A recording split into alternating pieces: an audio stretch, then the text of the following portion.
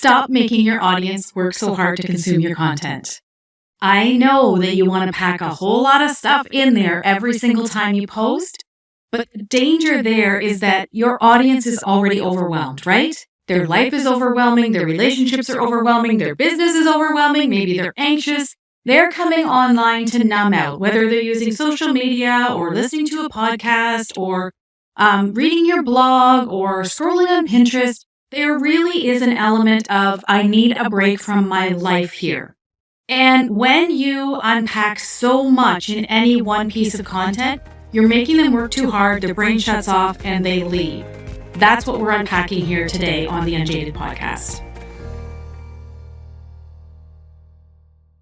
As any good manifesting generator, I am creating this piece of content for you in response. And that's something that I want to encourage you to do, is to really lean into your human design strategy, because those are the pieces of content that you will create that actually bring more leads and more clients into your world. So what does that mean for me? I received a piece of content, I'm putting that in air quotes, to review for a client this morning. And as I'm reading it, I was like, holy cow, you cannot dump this much on your audience in one carousel post.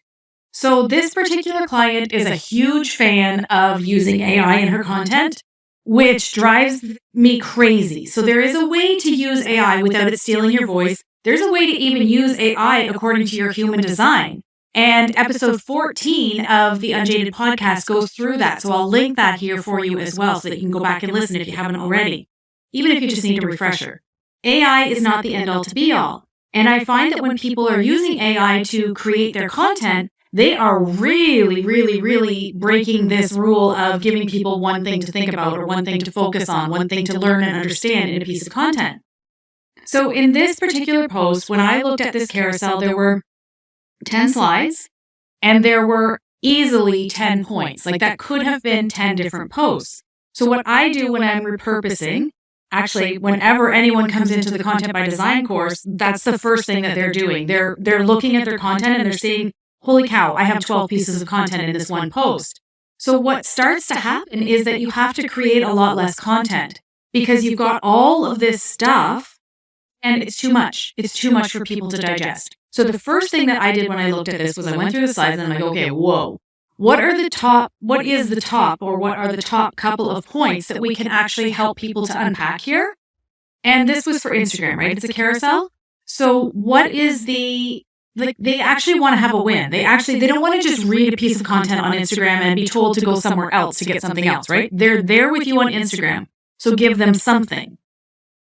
But make it deep, make it juicy. Help them to unpack one piece. Instead of just saying, here are 6 things that you need to understand, help them to understand one thing, because that's actually giving them something that they can work with. So in this post, I went through and I got 2 or 3 things that were like, okay, these are really good, and suggested that she unpack in those slides 2 of these points because they kind of tie together. And as I'm reading through her proposed carousel, I'm thinking, okay, what as a reader on Instagram, if I were to go through these slides, what would actually be useful that I could then take and use in my life? And there were 2 things that I identified there that tied together that would give the person a win and would make them hungry for more. So she was using this carousel to lead to a podcast episode. And in the podcast episode, she does touch on each of those things. So there's a time and a place for us to unpack maybe bigger pieces of content. But I think we could all learn a lesson from really, really, really editing ourselves. That's the thing, right? People want us to edit. They don't want us to just come online and blah, blah, blah, all of the information on them. There is no shortage of information in the world.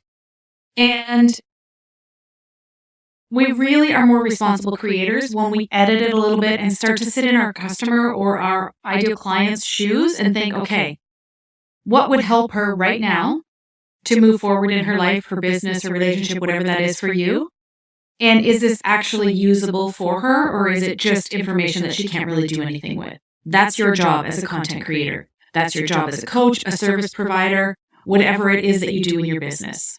So that's it. Remember to make your content digestible. You've heard me say it here before. If an 8-year-old can't understand what you mean in your message, then it's too complicated. If an 8-year-old can't look at that carousel and say, oh, here's something that I can do, then it's too much. It's way too much. Your audience is already overwhelmed. Our job is to help them step out of the overwhelm and into action so that they can actually change their lives.